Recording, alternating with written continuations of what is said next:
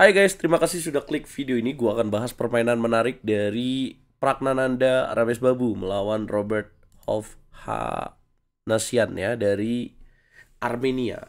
Nah, ini pertandingan seru nih teman-teman ya, karena Prag pasti banyak penggemarnya di Indonesia. Nah, teman-teman, gimana gamenya? Di game pertama mereka remis dan ini adalah game penentunya. Langsung aja kita bahas karena ini game yang sangat menarik. Dan ada langkah brilian di game ini. Jangan lupa di like dulu, di share, dan di subscribe, dan nyalakan lonceng notifikasi kalian.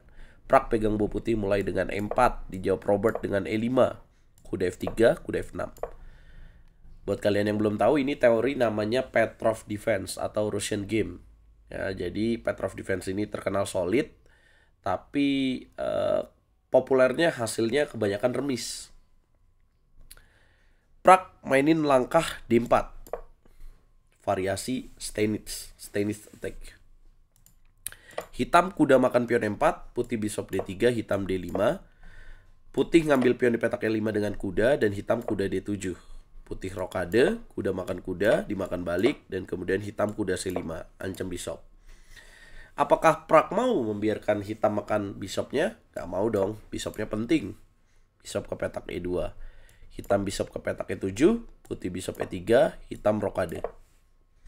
Putih C3 menjaga petak pusat, kemudian hitam mainkan langkah B6. Tujuannya apa? Ya yang kelihatan gajahnya mau ditaruh di sini ya. Gak mau keluar lewat sini. Putih kuda D2, bishop ke petak B7, gajah fianchetto, putih F4, hitam F6. Dobrak petak center, putih B4, hitam kuda E4. Nah, ini bukan langkah yang tepat ya. Langkah ke-13 harusnya kuda E6. Apa sih yang salah dari kuda E4 ini, teman-teman? Mau nggak kalian tukar kudanya?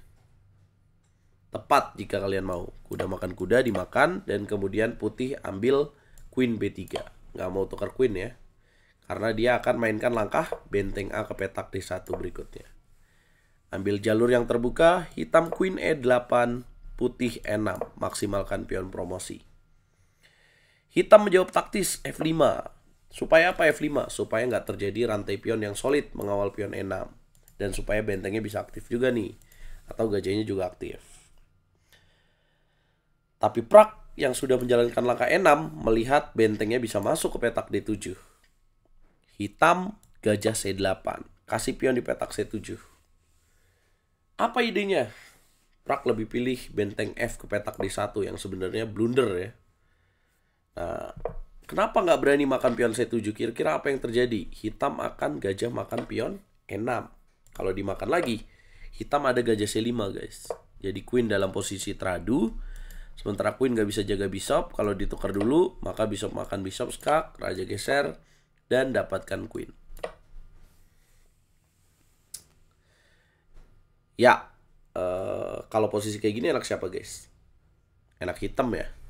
Nggak mau lah Prag terjadi kayak gitu. Dia mainin benteng FD1. Harusnya hitam di sini mainin langkah gajah D6 dulu untuk kunci bishop, untuk kunci gajah benteng di petak D7 ini.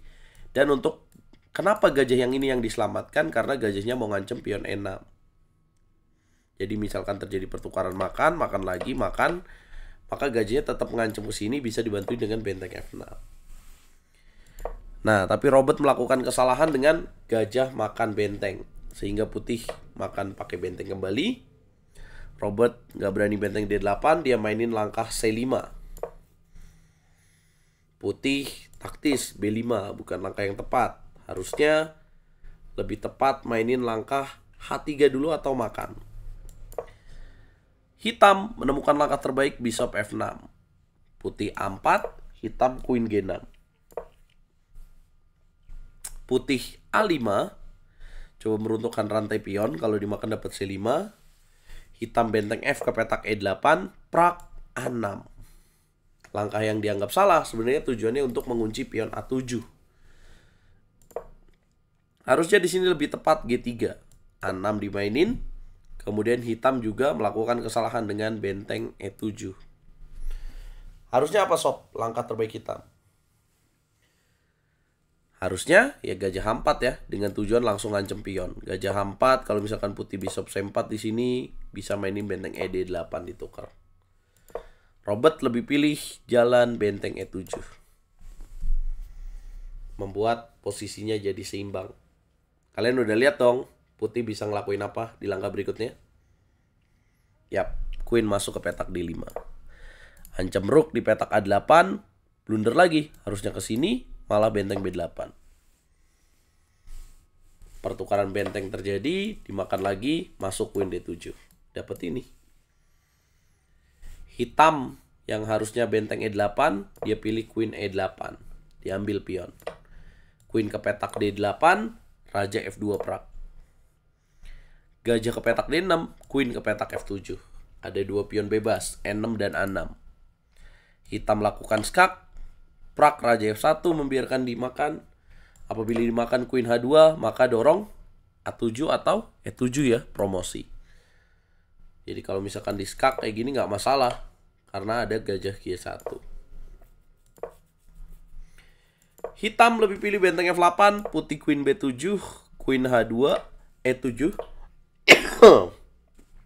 Kalau benteng E8 ada queen D7, ancam benteng dan bishop, benteng geser ke petak G8. Prak menemukan langkah E8. Dimakan, kemudian queen D7, benteng G8, ya dapat bishop. Langkah ke-36, hitam queen G3. Putih queen D2, Prak masih punya aset ini nih. Kemudian hitam queen H4. Apa langkah terbaik putih berikutnya teman-teman? Prak mainin bishop C4.